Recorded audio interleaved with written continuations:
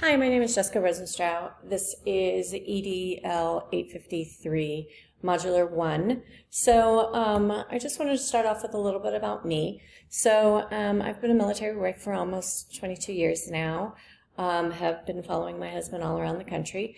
We have 4 kids, 2 girls, 2 boys. One's in college, one's a freshman in high school, one is a 6th grade middle schooler, and then one is in 3rd grade this year. I have my bachelor's from Purdue University in elementary education that I got a very, very long time ago.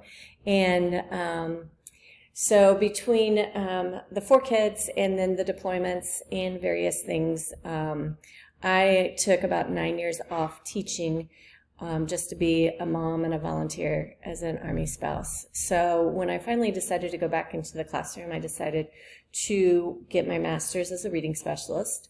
During that time, we moved back to Colorado, and I got to work with a mentor and somebody who, she was my very first principal and somebody who is very near and dear to me.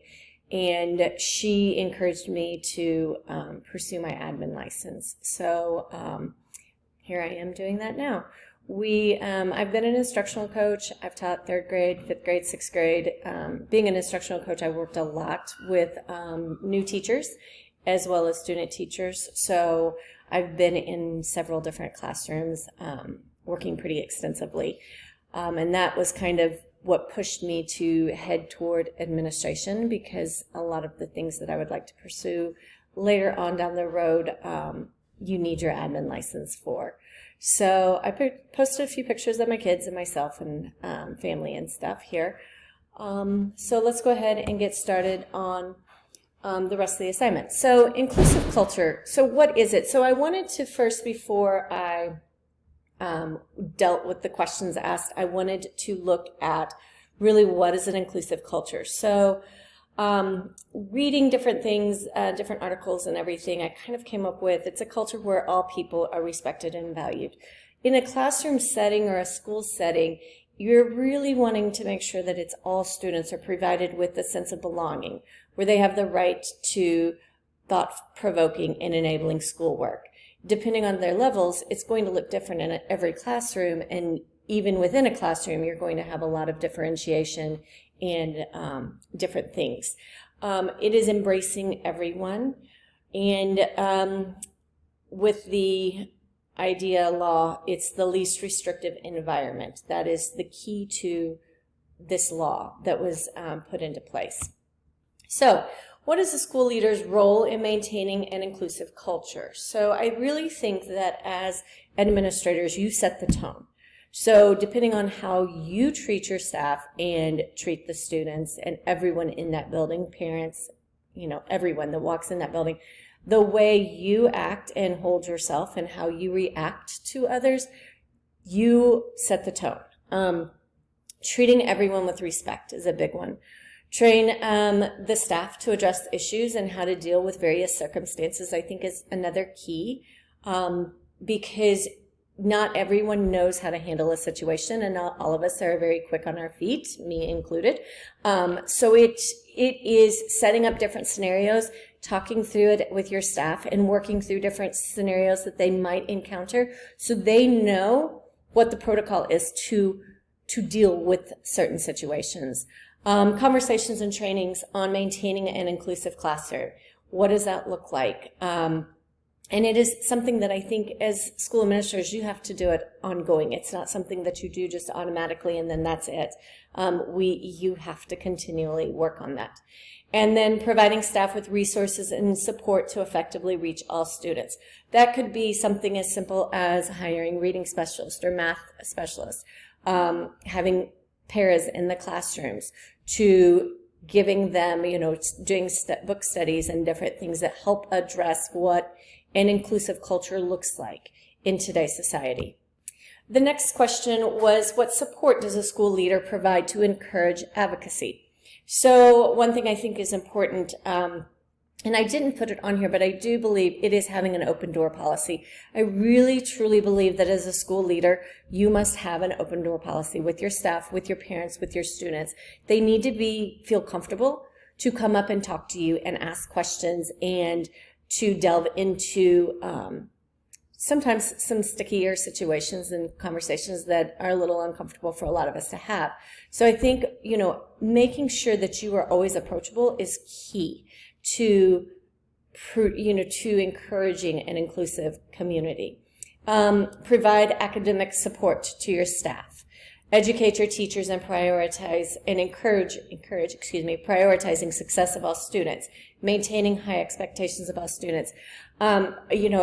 In my years of teaching and as a parent of 4 children, 2 whom are on IEPs, watching the dynamics. Some schools are amazing, and again, it starts with your leadership and works its way down. Others, less desirable situations. But I think one key to encouraging the advocacy and encouraging promoting an inclusive culture in your schools is setting that high expectations for all students. Just because a child is on an IEP does not mean that he or she cannot learn. So maintaining that for all kids. Hire diverse staff and establish classrooms that are blended but allowed to differentiate instruction is another key. Encourage discussions not only with your staff but include your parents and the students is another way. What planned strategies can be implemented to ensure the equitable treatment of students and or staff in an inclusive culture? So looking at this, it's kind of going back again to what I just said, but definitely, and I numbered these, but I don't think they are necessarily need to be in this order, but provide trainings to educate staff about various ways to differentiate instruction to meet the needs of all students and create an inclusive culture within each classroom. That might sound a little kind of given, but I've been in schools where this does not happen all the time, and so I think it's very important to provide trainings and to educate your staff. Provide adequate supports for all students, reading and math specialists, tutoring, para support, so on and so forth. Create a mission statement with staff and community that encompasses the idea and expectations that all students will be successful.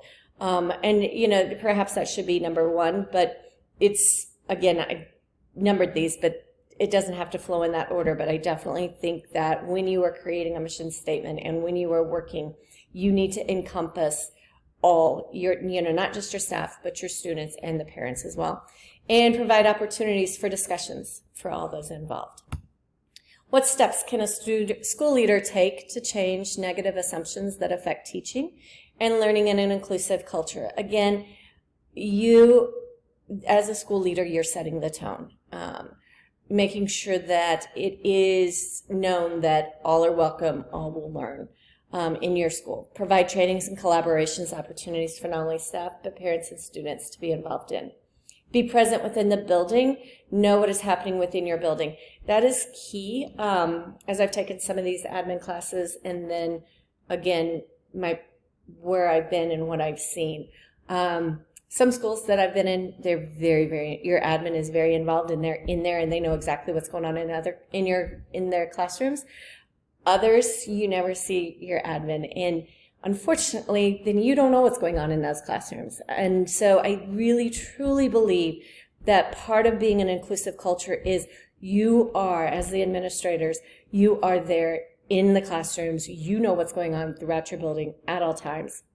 So, and when you're present, then your staff and the students become more comfortable seeing you and talking with you, and it just kind of starts opening more doors for that open communication that really, truly needs to happen.